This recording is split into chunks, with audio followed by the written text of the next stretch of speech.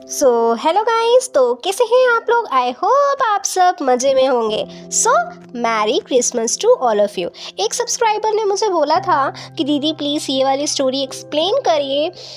ठीक है, मैंने उनकी बात मान ली। The tyrant wants to be good. Tyrant means is very cruel, very rude, जिसको बिल्कुल भी दया नहीं है, पिटी नहीं है। वो रूल कर रहा है पूरी कंट्री को और उसको गुड रहना है, उसको अच्छा बनना है, मतलब एक गंदे इंसान को अच्छा बनना है। तो इस स्टोरी में देखते हैं एक लड़की है जो फिर से पैदा होती है कि वो अपनी मिस्टेक्स फिर से ना दोहराए। So without wasting our time let's start. तो स्टोरी की स्टार्टिंग में हमको बहुत ही प्यारा सा महल दिखाया जाता है, पैलेस दिखाया जाता है, और ये हम लोग की फीमेल लीड होती है जिसका नाम होता है डोरोथिया। एक्चुअली ये फिर से पैदा होती है, उसकी जो पास्ट लाइफ होती है वो बहुत ही गंदी रहती है, बहुत ही गंदी इंसान रहती है, पर जो पैदा होती है उसको सब कुछ याद रहता है कि मैं किस तरीके से पैदा हुई और क्या हुई। और उसको ना उसका भाई बिल्कुल भी पसंद नहीं है, क्योंकि पिछले जन्म में उसने अपने भाई को मारा था। उसका भाई जो था वो उससे बड़ा था, पर उसका भाई उतना ही ज़्यादा चेयरफुल, उतना ही ज़्यादा एडोरेबल होता है। वो हमेशा डोरोथिया डोरोथिया बोलता है।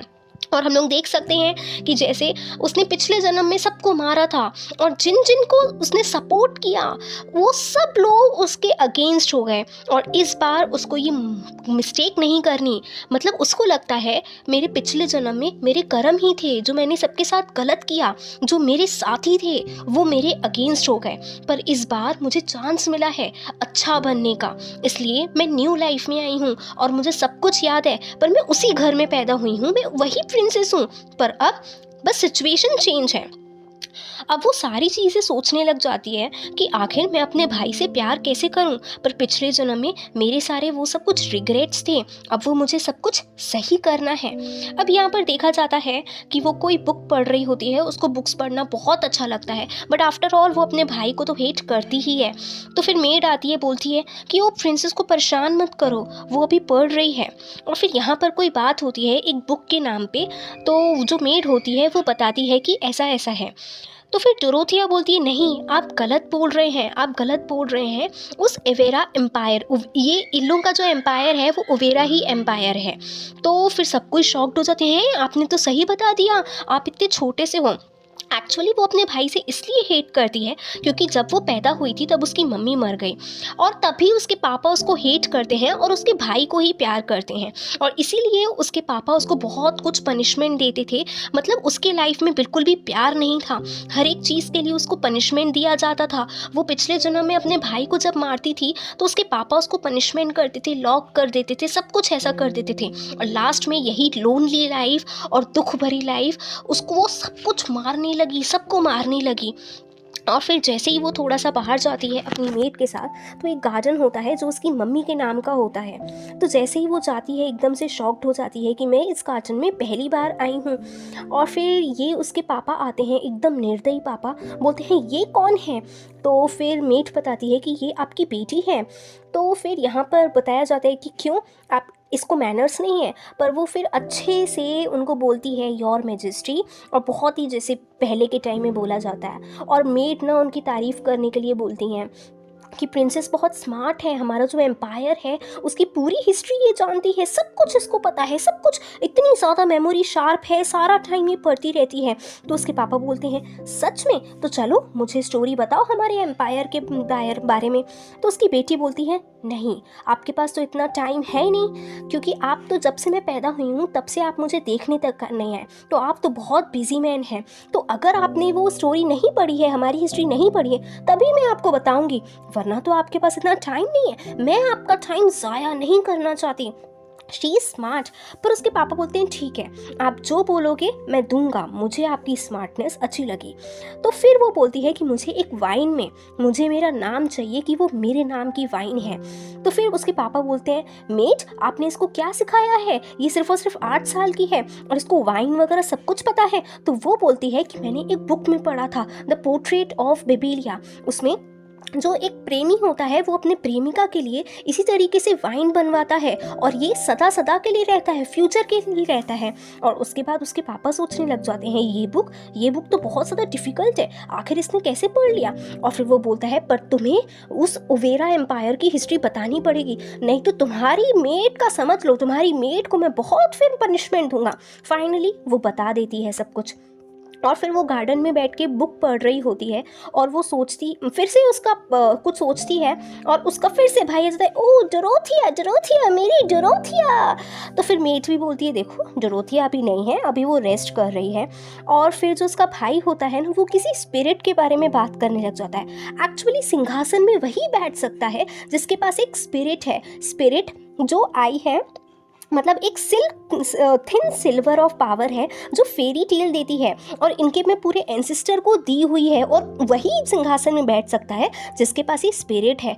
पर डोरोथिया के पास ये पावर नहीं थी, पर फिर भी वो जाना चाहती हो, ये तो मुझे बहुत ज़्यादा इरिटेट करेगा, मुझे यहाँ से जाना है। पर बीच में ना कोई आ जाता है और फिर हमारी डोरोथिया गिर जाती है।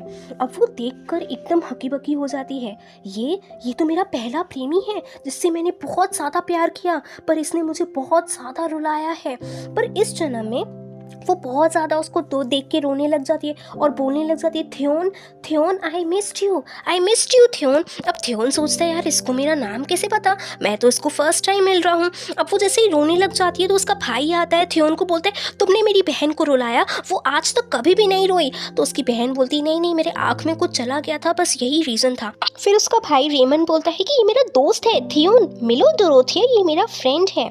और उसी के बाद बहुत सारा चेयरफुल वाला मोमेंट हो जाता है और वो लोग एक दूसरे के साथ हैंडशेक करते हैं और वो बिल्कुल पास्ट की मेमोरीज में चली जाती है। और पीछे से कोई आता है, जूलिया। एक्चुअली जो जूलिया थी ना वो थ्योन की गर्लफ्रेंड थी और थ्योन को लाइक करती थी हमारी डोरोथिया और थ्योन जूलिया को लाइक करता था। और जब डोरोथिया और थ्योन की शादी हो गई थी तो भी वो जूलिया को लेटर्स वगैरह भेजता था और फिर पिछले जन्म में डोरोथिया ने जूलिया को मरवा दिया था और लास्टली वो अकेली हो गई थी, उसको थ्योन का कभी भी प्यार नहीं मिल पाया। और वो ये सारी मेमोरीज़ को देखते देखते चली जाती है, बोलती है मुझे यहाँ पर नहीं रहना। और ये सब लोग बुलाते हैं, अरे तुमको क्या हुआ, तुम हमारे साथ हैंग आउट करो। बट वो रोते रोते चले जाती है क्योंकि वो थ्योन को देखकर एकदम इमोशनल हो जाती है।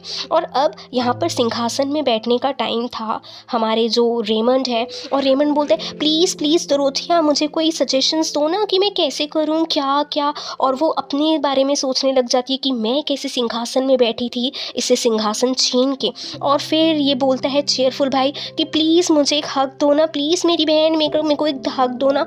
तो वो हमेशा दूर चली जाती है उससे। अब वो वहाँ पर बैठी रहती है और फिर उसका चेयरफुल भाई बोलता है हाय डोरोथिया तुम कैसी हो। और वो सोचती है मतलब अब ये राजा बनने वाला है, सच में मैं इसके बारे में बुक्स पढ़ूंगी। और फिर सब लोग आते हैं और मुझे ये कॉम्प्लीमेंट देते हैं कि तुम बिल्कुल अपनी मम्मा के जैसी लगती हो। पर ये चीज़ ना मेरे पापा को बिल्कुल भी पसंद नहीं है क्योंकि जो ये है ना इसके पापा लगता है सिर्फ मैं सेंटर ऑफ अट्रैक्शन रहूँ और सिर्फ मेरा बेटा ही सेंटर ऑफ अट्रैक्शन रहे। अब उधर पे थ्योन भी आता है और उससे पूछता है डोरोथिया से बोरिंग लग रहा है ना, और उन लोगों की बातें शुरू हो जाती है। कहीं ना कहीं उसको अच्छा बनने में भी बहुत अच्छा लगता है और थ्योन ना उसको ये पोमग्रेनेट अनार का ना जूस देता है। वो बहुत ज़्यादा खुश हो जाती है, हाय पिछले जन्म में तो उसने मेरी कभी भी केयर नहीं की, इस जन्म में वो मेरी इतनी ज़्यादा केयर कर रहा है। तो फिर थ्योन बोलते चलो एपिस्थीम चलो ना मेरे साथ। एपिस्थीम में ना एक अकेडमी है जहाँ पर पढ़ाई वगैरह होती है, सारे नोबल्स लोग जाते हैं। पर पिछले जन्म में उसको परमिशन नहीं थी क्योंकि उसके पापा ने मना कर दिया था और तभी मैंने एक ड्यूक के बेटे को ना पत्थर मारा था। तो इस हरकत की वजह से मेरे पापा ने मुझे अंदर लॉक कर दिया था। तो वो बोलती है नहीं मैं एपिस्थीम नहीं जाऊँगी। और फिर वैसे ही जूलिया आ जाती है और फिर थ्योन बोलता है कि क्या मैं जा सकता हूँ, जूलिया बुला रही है।